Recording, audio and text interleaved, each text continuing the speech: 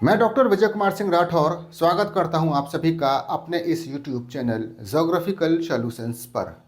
अभी कुछ ही दिन पहले मैंने रिमोट सेंसिंग के एक बहुत ही important topic active remote sensing और पैसिव रिमोट सेंसिंग पर आपको एक वीडियो उपलब्ध कराया है। आज भी मैं रिमोट सेंसिंग के ही एक दूसरे इम्पॉर्टेंट टॉपिक जो कि है स्पेक्ट्रल रेफ्लेक्टेंस कर्व, इस पर मैं आपको आज पूरी जानकारी प्रोवाइड कराने जा रहा हूँ। ये टॉपिक भी बहुत इंटरेस्टिंग है और थोड़ा सा कॉम्प्लिकेटेड भी है, लेकिन मैं बहुत ही आसान शब्दों में और बहुत ही आसान तरीके से इस टॉपिक को आपके सामने प्रेजेंट करने जा रहा हूँ। एक रिक्वेस्ट आपसे ज़रूर करना चाहूँगा कि इस वीडियो को देखने से पहले आप जो एक्टिव रिमोट सेंसिंग और पैसिव रिमोट सेंसिंग वाला जो वीडियो है पहले आप उसको देख लीजिएगा, क्योंकि रिमोट सेंसिंग का जो कंसेप्ट है वो उस वीडियो से डेवलप हो जाएगा आपका, उसके बाद ही ये वाला वीडियो देखिएगा। तो आइए शुरू करते हैं आज का वीडियो लेक्चर। टॉपिक है स्पेक्ट्रल रेफ्लेक्टेंस कर्व। सबसे पहले मैं आपको यहाँ पर ये जो तीन वर्ड्स लिखे हुए हैं, पहला है स्पेक्ट्रल, दूसरा है रिफ्लेक्टेंस और तीसरा है कर्व, इन तीनों के अलग अलग मायने क्या हैं पहले मैं आपको यह बता देना चाहता हूँ। तो सबसे पहला शब्द है स्पेक्ट्रल। ये जो स्पेक्ट्रल शब्द है यह स्पेक्ट्रम से बना हुआ है। आपने इलेक्ट्रोमैग्नेटिक स्पेक्ट्रम सुना होगा, इलेक्ट्रोमैग्नेटिक स्पेक्ट्रम, इसी स्पेक्ट्रम शब्द से ही यह स्पेक्ट्रल शब्द बना हुआ है। देखिए, जो इलेक्ट्रोमैग्नेटिक एनर्जी या जो इलेक्ट्रोमैग्नेटिक रेडिएशन होता है उसका डुअल नेचर होता है। वो दो तरह से व्यवहार करता है। वह वेव की तरह भी व्यवहार करता है और वह पार्टिकल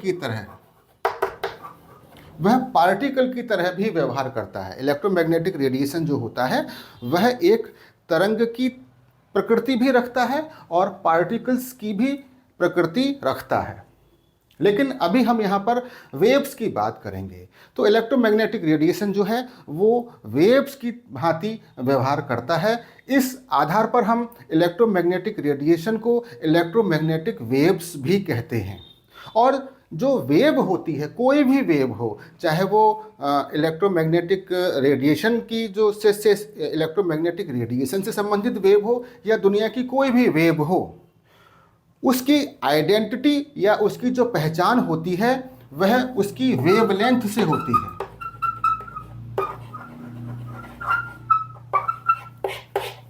हर वेव की पहचान, इंक्लूडिंग इलेक्ट्रोमैग्नेटिक वेव्स, हर वेव की पहचान उसकी वेवलेंथ से होती है। अगर हमको दुनिया में जितनी भी इलेक्ट्रोमैग्नेटिक एनर्जी या जितनी भी इलेक्ट्रोमैग्नेटिक रेडिएशंस का हमको पता है, उन सभी इलेक्ट्रोमैग्नेटिक रेडिएशंस को जो कि वेव की भांति व्यवहार करते हैं, उन सभी इलेक्ट्रोमैग्नेटिक रेडिएशंस को अगर हम वेवलेंथ के आधार पर घटते हुए या बढ़ते हुए क्रम में अरेंज कर दें तो जो अरेंजमेंट हमको प्राप्त होता है वह होता है इलेक्ट्रोमैग्नेटिक स्पेक्ट्रम। इसी को इलेक्ट्रोमैग्नेटिक स्पेक्ट्रम कहा जाता है। तो मेन चीज़ जो आ रही है, बार बार जो मेन शब्द निकल कर आ रहा है वो है वेवलेंथ। और यहाँ पर मैं आपसे कहना चाहता हूँ कि जो स्पेक्ट्रल शब्द है, इस स्पेक्ट्रल शब्द को आप वेवलेंथ के ही इक्विवेलेंट मानकर चलिए। स्पेक्ट्रल का मतलब ही है वेवलेंथ, और वेवलेंथ को हम लोग एक ग्रीक लेटर लैम्डा से रिप्रेजेंट करते हैं। तो मैं आपसे कहना चाहता हूं कि यहाँ पर आप जो स्पेक्ट्रल शब्द दिया हुआ है, इस स्पेक्ट्रल शब्द को आप वेवलेंथ की तरह ही ट्रीट करिए। वेवलेंथ को लैम्डा से रिप्रेजेंट किया जाता है। दूसरा शब्द है रिफ्लेक्टेंस। देखिए, ये जो रिफ्लेक्टेंस शब्द है ये रिफ्लेक्शन से बना हुआ है। अभी मैंने पुराने वाले, इससे पहले वाले वीडियो में मैंने आपको बताया था कि रिमोट सेंसिंग में किसी ऑब्जेक्ट से रिफ्लेक्ट होने वाली जो एनर्जी होती है ना, उसी का ही सबसे ज़्यादा महत्व होता है। कि किसी ऑब्जेक्ट से जो एनर्जी रिफ्लेक्ट होती है वही जो हमारा सेंसर होता है स्पेस में, जो सैटेलाइट पर जो सेंसर लगा हुआ है, वही रिफ्लेक्टेड एनर्जी ही उस सेंसर तक पहुंच पाती है। तो रिमोट सेंसिंग में रिफ्लेक्शन का बहुत महत्व है और रिफ्लेक्शन से ही रिफ्लेक्टेंस शब्द बना हुआ है। अब जरा इस रिफ्लेक्टेंस शब्द को थोड़ा सा समझ लेते हैं कि ये क्या है। क्या देखिए, अगर कोई ऑब्जेक्ट है हमारे पास, उस ऑब्जेक्ट के ऊपर अगर कोई एनर्जी जो है इंसिडेंट हो रही है, ये जो इलेक्ट्रोमैग्नेटिक रेडिएशन है इस ऑब्जेक्ट के ऊपर इंसिडेंट हो रहा है, ऐसी परिस्थिति में ये जो रेडिएशन है उस ऑब्जेक्ट से इंटरेक्ट करेगा और इंटरेक्ट करने का परिणाम क्या होगा कि यहाँ से कुछ एनर्जी यहाँ से रिफ्लेक्ट हो जाएगी। तो इस ऑब्जेक्ट से रिफ्लेक्ट होने वाली एनर्जी परसेंटेज में, अगर या मैं इसको ऐसे कहूँ कि जो भी एनर्जी इस ऑब्जेक्ट के ऊपर इंसिडेंट हो रही है उस एनर्जी का जितना भाग परसेंटेज में इस ऑब्जेक्ट से रिफ्लेक्ट हो रहा है, वही परसेंटेज जो है इस ऑब्जेक्ट का रिफ्लेक्टेंस कहलाएगा। एक बार फिर से इसको जरा समझ लीजिएगा कि जब भी किसी ऑब्जेक्ट के ऊपर कोई इलेक्ट्रोमैग्नेटिक रेडिएशन इंसिडेंट होगा तो दोनों के बीच में इंटरेक्शन होने के बाद जो टोटल एनर्जी जो इंसिडेंट हो रही थी उस टोटल एनर्जी का जितना परसेंट भाग उस ऑब्जेक्ट से रिफ्लेक्ट हो जाएगा, वह जो परसेंटेज होगा वह परसेंटेज उस ऑब्जेक्ट का रिफ्लेक्टेंस कहलाएगा। रिफ्लेक्टेंस को भी एक ग्रीक लेटर है रो, रिफ्लेक्टेंस को ग्रीक लेटर रो से रिप्रेजेंट किया जाता है और यहाँ पर कर्व का मतलब है ग्राफ। हमको एक ग्राफ बनाना है और वो दो वेरिएबल्स के बीच में बनाना है। पहला वेरिएबल है वेवलेंथ लैम्डा और दूसरा वेरिएबल है रिफ्लेक्टेंस रो। इन दोनों के बीच में जो ग्राफ हमको मिलेगा किसी ऑब्जेक्ट के लिए, वो ग्राफ ही कहलाएगा स्पेक्ट्रल रिफ्लेक्टेंस कर्व।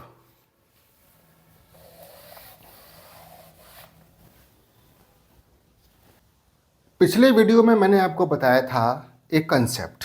वो कंसेप्ट ये था कि क्या होता है जब कोई इलेक्ट्रोमैग्नेटिक रेडिएशन किसी ऑब्जेक्ट से इंटरेक्ट करता है तो उसके मैंने आपको 3 परिणाम बताए थे।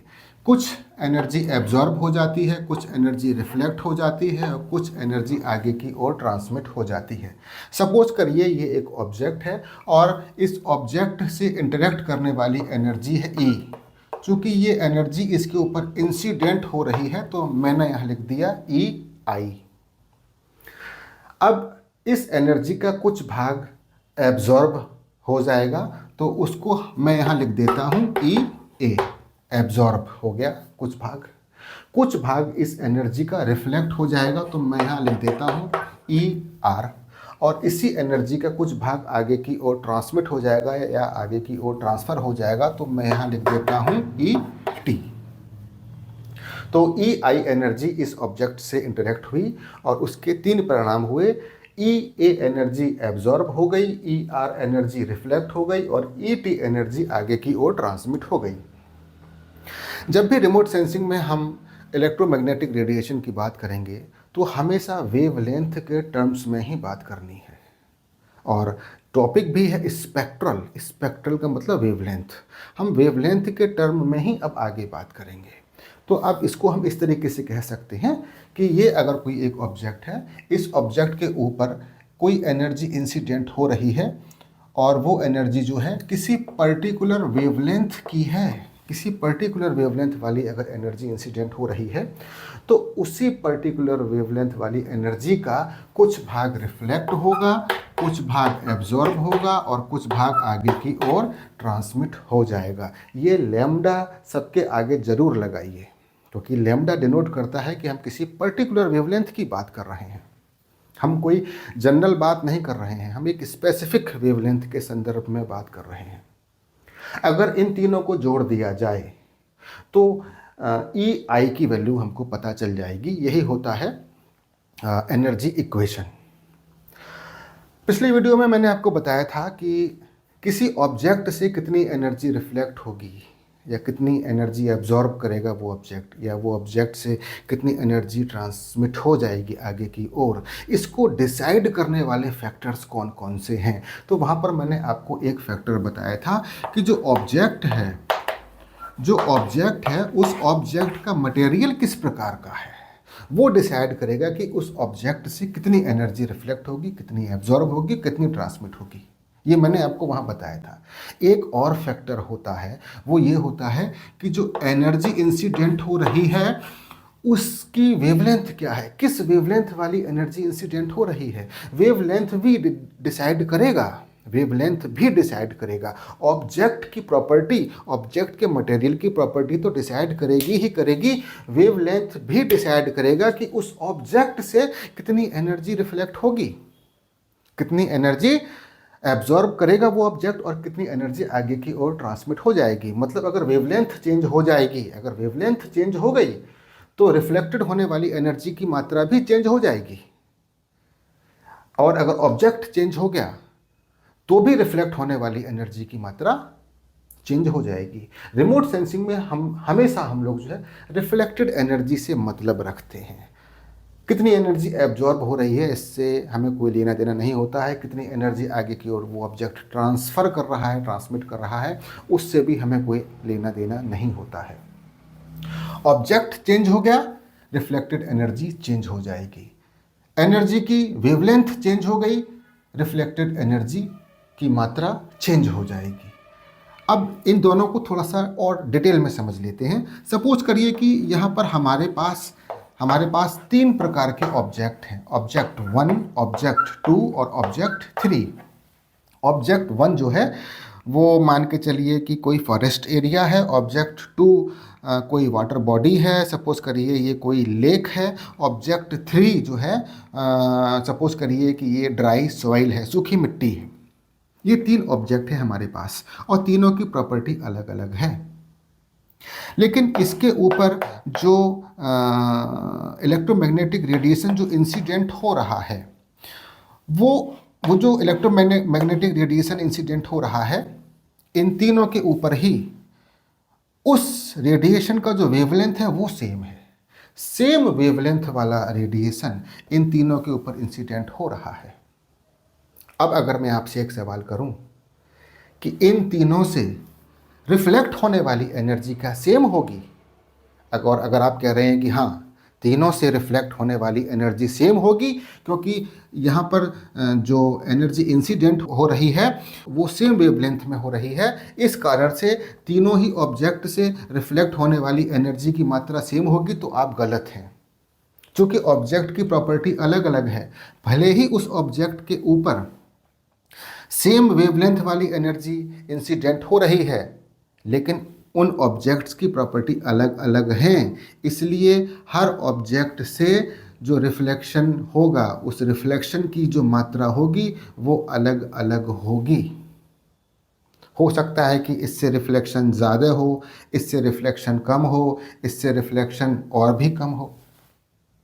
इसी तरीके से अगर हम वेवलेंथ को देखें, जो एनर्जी इंसिडेंट हो रही है वो किस वेवलेंथ में इंसिडेंट हो रही है, अगर हम उसको देखें तो मान लीजिए अभी हमारे पास एक ही ऑब्जेक्ट है हमारे पास। सपोज करिए ये कोई वाटर बॉडी है, ये कोई एक बड़ी लेक है, और इस ऑब्जेक्ट पर 3 अलग अलग वेवलेंथ वाली एनर्जी इंसिडेंट हो रही हैं। इसकी वेवलेंथ है λ1, इस एनर्जी की वेवलेंथ है λ2, और इस एनर्जी की जो वेवलेंथ है वो है λ3। तीनों ही एनर्जी अलग अलग वेवलेंथ वाली हैं। अब मैं फिर आपसे एक सवाल पूछूं कि जब ये तीनों एनर्जी इस ऑब्जेक्ट से इंटरेक्ट करेंगी तो क्या तीनों केसेस में रिफ्लेक्ट होने वाली जो रिफ्लेक्टेड एनर्जी है उसकी मात्रा क्या समान होगी?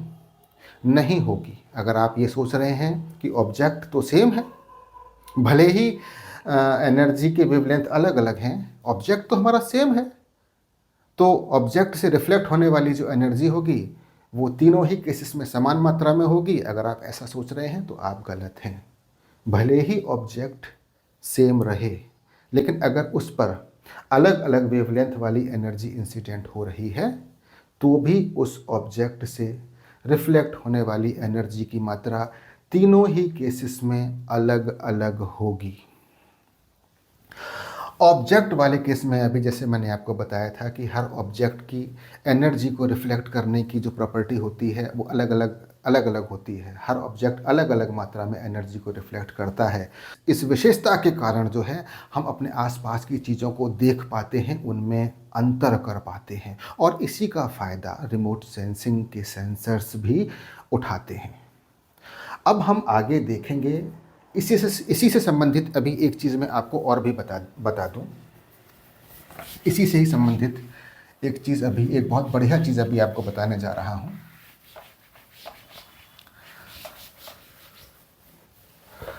मान लीजिए जो एनर्जी इंसिडेंट हो रही है उसकी मात्रा है 100 यूनिट्स।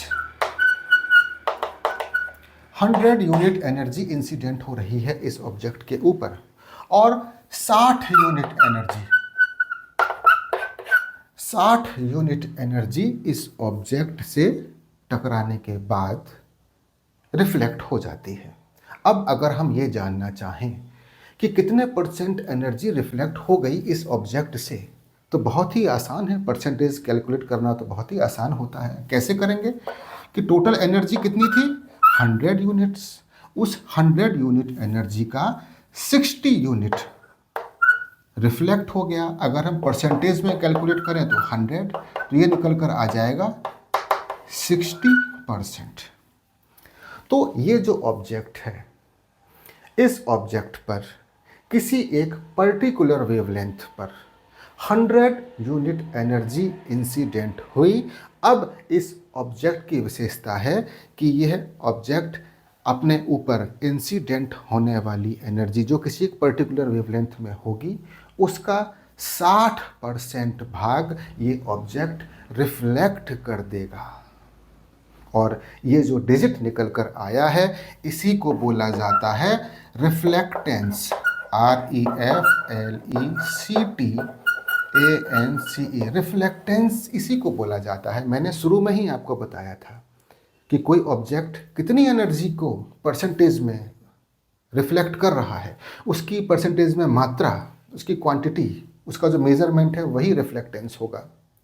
और रिफ्लेक्टेंस को मैंने कहा था कि रो से रिप्रेजेंट करते हैं, लेकिन हम लैम्डा के टर्म्स में बात करेंगे, हम वेवलेंथ के टर्म्स में बात करेंगे, तो इस रो के आगे हम लैम्डा लगा देंगे और रिफ्लेक्टेंस के आगे अब हम लिख देंगे spectral reflectance, spectral SPECTRAL, spectral reflectance.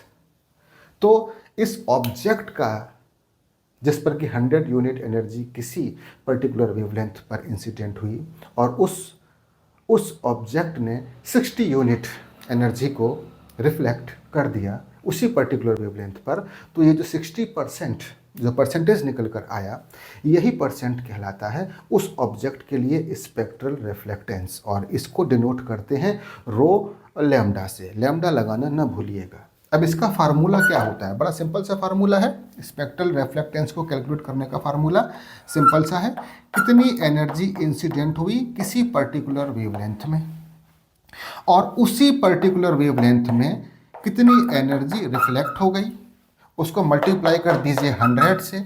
बस यही फार्मूला है स्पेक्ट्रल रिफ्लेक्टेंस या रो को कैलकुलेट करने का। बहुत ही सिंपल सा कंसेप्ट है, बहुत ही आसान कंसेप्ट है। अब हम आगे देखेंगे कि स्पेक्ट्रल रिफ्लेक्टेंस कर्व किस तरीके से बनाया जाता है। स्पेक्ट्रल रिफ्लेक्टेंस कर्व किस तरीके से ड्रॉ किया जाता है, इसको जानने से पहले आप एक और इम्पॉर्टेंट चीज़ जान लीजिए कि हर ऑब्जेक्ट के लिए जो स्पेक्ट्रल रिफ्लेक्टेंस होता है वह अलग प्रकार का होता है। इस आधार पर हम कह सकते हैं कि हर ऑब्जेक्ट के लिए जो स्पेक्ट्रल रिफ्लेक्टेंस कर्व भी अगर होगा ना तो वो भी अलग अलग तरीके का होगा। अलग तरीके के कर्व आपको देखने को मिलेंगे अलग अलग ऑब्जेक्ट के लिए। तो स्पेक्ट्रल रिफ्लेक्टेंस कर्व किस तरीके से ड्रॉ करते हैं ज़रा उसको भी देख लेते हैं। ये वाई एक्सिस है, यहाँ पर ये एक्स एक्सिस है। एक्स एक्सिस पर हम वेवलेंथ को शो करेंगे माइक्रोमीटर में। यहाँ पर जो हम वेवलेंथ को शो करेंगे वो माइक्रोमीटर में करेंगे, और वाई एक्सिस पर हम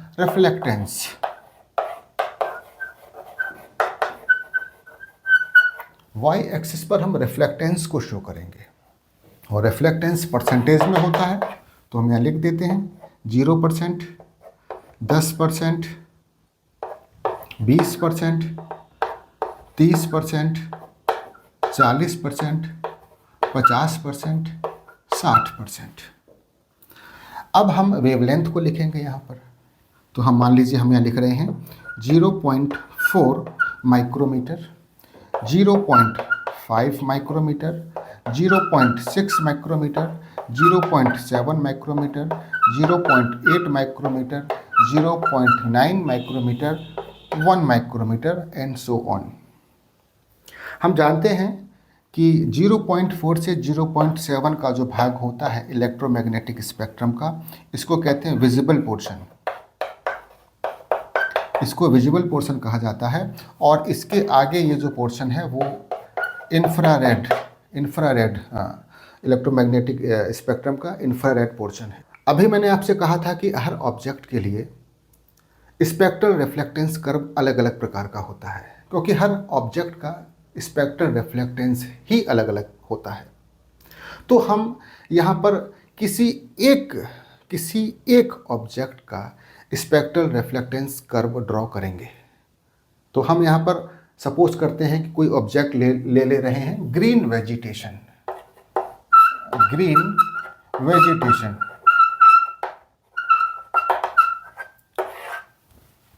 ग्रीन वेजिटेशन हमने लिया, ये हमारा ऑब्जेक्ट है।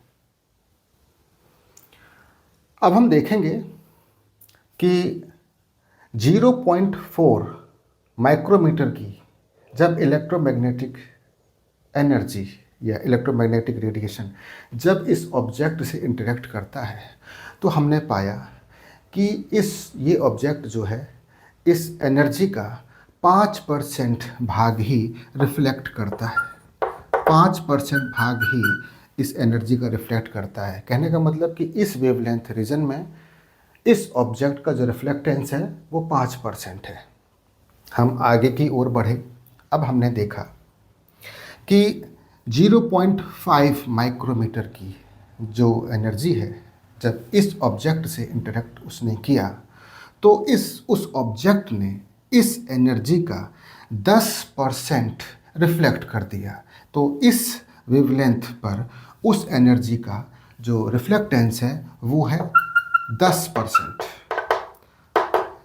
इसी तरीके से हम आगे की ओर बढ़े तो हमने देखा कि 0.6 पर इसी ऑब्जेक्ट का जो रिफ्लेक्टेंस है वो सपोज करिए आ रहा है 12%, 12%। 0.7 पर आए तो हमने देखा कि इस ऑब्जेक्ट का जो रिफ्लेक्टेंस था और भी कम हो गया, सपोज करिए 4%। अब हम जैसे ही आगे की ओर बढ़े, जैसे ही हम इंफ्रारेड पोर्शन में प्रवेश किए, 0.8 माइक्रोमीटर वेवलेंथ वाली एनर्जी जब इस ग्रीन वेजिटेशन से उसने इंटरेक्ट किया, तो इस ग्रीन वेजिटेशन ने 50% एनर्जी को रिफ्लेक्ट कर दिया। कहने का मतलब कि 0.8 माइक्रोमीटर वेवलेंथ पर इस ऑब्जेक्ट का जो रिफ्लेक्टेंस है वो आया 50%। यहाँ पर आया, इस जगह पर, इस जगह पर यहाँ। इसी तरीके से 0.9 माइक्रोमीटर की एनर्जी जब इस ग्रीन वेजिटेशन से उसने इंटरेक्ट किया, तो इस ग्रीन वेजिटेशन ने इस एनर्जी का भी 50% रिफ्लेक्ट कर दिया। तो कहने का मतलब कि इस वेवलेंथ पर ये जो ऑब्जेक्ट है उसका इस ऑब्जेक्ट का जो रिफ्लेक्टेंस है वो 50 आया। तो यहाँ पर भी ये 50 आ गया। अब अगर हम इन्हीं डॉट्स को इस तरीके से मिला दें, ऐसे अगर इन डॉट्स को हम इस तरीके से ऐसे मिला दें, तो ये जो कर्व बन के आ रहा है वो इस ऑब्जेक्ट ग्रीन वेजिटेशन के लिए स्पेक्ट्रल रिफ्लेक्टेंस कर्व है। यही जो कर्व है, ये कर्व इस ग्रीन वेजिटेशन के लिए स्पेक्ट्रल रिफ्लेक्टेंस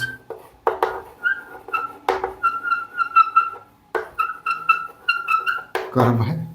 अगर हम ऑब्जेक्ट चेंज कर दें तो कर्व चेंज हो जाएगा। अलग अलग ऑब्जेक्ट के लिए स्पेक्ट्रल रिफ्लेक्टेंस कर्व अलग अलग प्रकार के होते हैं। हम देख रहे हैं कि जब हम 0.7 से आगे की ओर बढ़ते हैं, यहाँ पर 0.8 या 0.9 या 1 माइक्रोमीटर की एनर्जी जब इस ऑब्जेक्ट से इंटरेक्ट करती है तो ये ऑब्जेक्ट सबसे अधिक मात्रा में रिफ्लेक्शन या रिफ्लेक्टेंस प्रोवाइड करता है। जबकि यहाँ पर इस रीजन में अगर देखा जाए तो इस ऑब्जेक्ट का जो रिफ्लेक्टेंस है वो बहुत कम है, वो बहुत कम मात्रा में एनर्जी को रिफ्लेक्ट कर रहा है। अगर एनर्जी कम मात्रा में रिफ्लेक्ट हो रही है तो इस जगह पर एनर्जी अधिक मात्रा में एब्जॉर्ब हो रही है।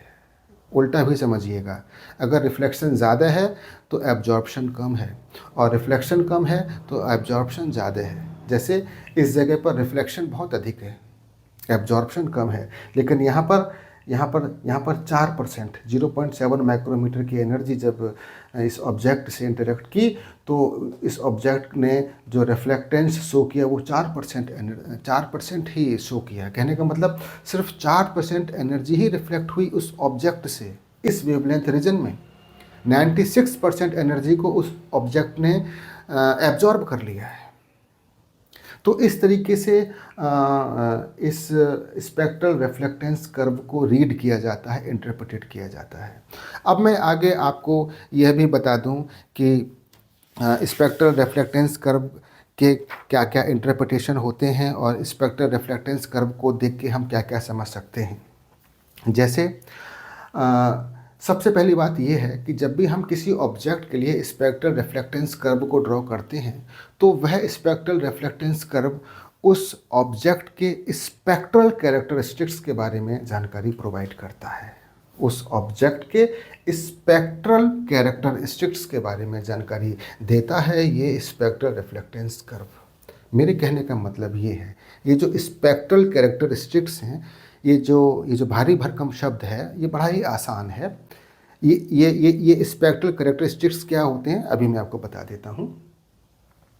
इससे हमको ये पता चलता है कि किस वेवलेंथ रीजन में जो ऑब्जेक्ट है वो सबसे अधिक मात्रा में रिफ्लेक्ट करेगा और किस वेवलेंथ रीजन में वो ऑब्जेक्ट सबसे अधिक मात्रा में एब्जॉर्ब करेगा। यही होता है उस ऑब्जेक्ट का स्पेक्ट्रल कैरेक्टरिस्टिक्स। दूसरी एक और इम्पोर्टेंस है इस स्पेक्ट्रल रिफ्लेक्टेंस कर्व की, वो ये है कि रिमोट सेंसिंग के प्रोसेस में हम ये डिसाइड कर सकते हैं कि हमको किस वेवलेंथ रीजन में काम करना है या किस वेवलेंथ रीजन में हमको इमेज को एक्वायर करना है।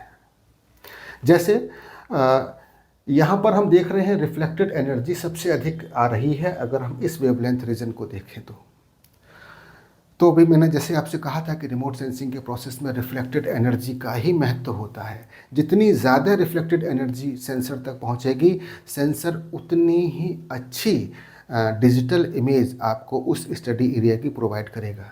तो ज़्यादा एनर्जी अच्छी इमेज, कम एनर्जी ख़राब इमेज। तो सारा खेल एनर्जी का है। तो हम ये डिसाइड कर सकते हैं कि कोई भी ऑब्जेक्ट हमने लिया, अब उस ऑब्जेक्ट का हमने स्पेक्ट्रल रिफ्लेक्टेंस कर्व ड्रॉ किया और ड्रॉ करने के बाद अब हमने देखा कि इस ऑब्जेक्ट की स्टडी हम किस वेवलेंथ में कर सकते हैं। तो इसका अंदाज़ा भी हमको स्पेक्ट्रल रिफ्लेक्टेंस कर्व से पता चल जाता है।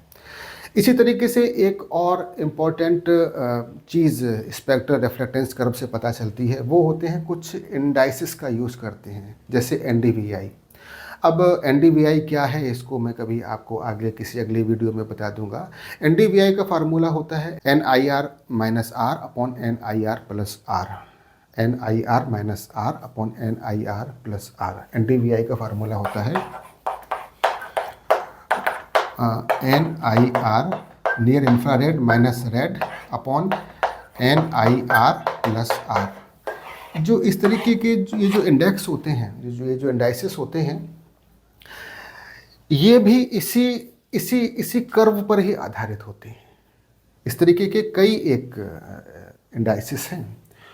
उन सब के फार्मूले जो हैं वो इसी स्पेक्ट्रल रिफ्लेक्टेंस कर्व को देख कर ही, उसको ऑब्जर्व करके ही बनाए जाते हैं। तो इस तरीके से अभी और भी बहुत सारी चीज़ें हैं जो कि स्पेक्ट्रल रिफ्लेक्टेंस कर्व से मतलब इंटरप्रेटेट की जाती हैं। अब सबको बता पाना तो यहाँ पर संभव नहीं है, लेकिन जितना भी हो सकता था मैंने इस वीडियो के माध्यम से आपको स्पेक्ट्रल रिफ्लेक्टेंस कर्व के बारे में बताया, कैसे ड्रॉ किया जाता है और इसको कैसे इंटरप्रेटेट करते हैं, कैसे इसकी स्टडी करते हैं। अगर आपको मेरा वीडियो ठीक लगा हो तो आप कमेंट बॉक्स में मुझे ज़रूर बताइएगा, और अगर कोई क्वेश्चन अगर आपको पूछना है तो वो भी आप कमेंट बॉक्स के माध्यम से आप मुझसे पूछ सकते हैं। फिर मिलेंगे किसी अगले वीडियो में। धन्यवाद।